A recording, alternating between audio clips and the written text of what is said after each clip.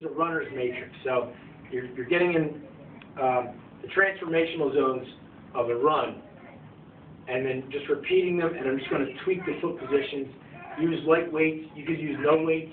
You could use rubber band resistance. You could use kettlebells. You could use whatever you want for your implements. You could put an ankle weight. You could strap a rubber band to one ankle. Whatever you want to do to tweak it. But I want to go through the basic movements. So the first, shoulder width apart. As one foot comes forward, take the other hand forward because that mimics running mechanics. And then when you come back, you'll go here. So this is a forward and back move.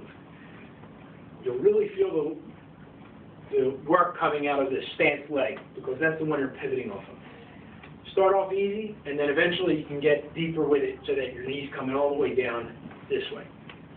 Next progression, or next tweak to that will be wide. So you did the same thing with the wide stance. Narrow. You want to kind of end up on an imaginary line that's going in front of this toe and then behind this heel. Whoop. And then you can make it really difficult by going across that midline. Kind of like this. Next progression would be toes out. So you go toes out, forward and back, then toes in. So it really gets your hips loose and ready for running.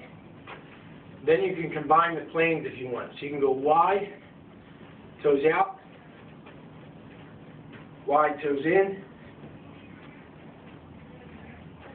narrow, toes out, narrow, toes in. Then you can make it more ballistic. So for this one, I'll put the weights down, and I'll show you from the side. So you're going to get in one running position, hop, and then the other. So this is more specific to running because your body's in the air for part of the movement. Then you can tweak it. So you can go wide, same thing.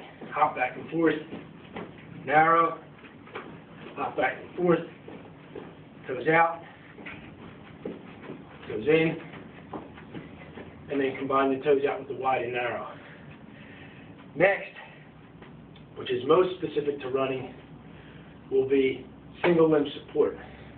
Because when you run, either both feet are in the air or one foot's on the ground. There's never a time when both feet are touching the ground.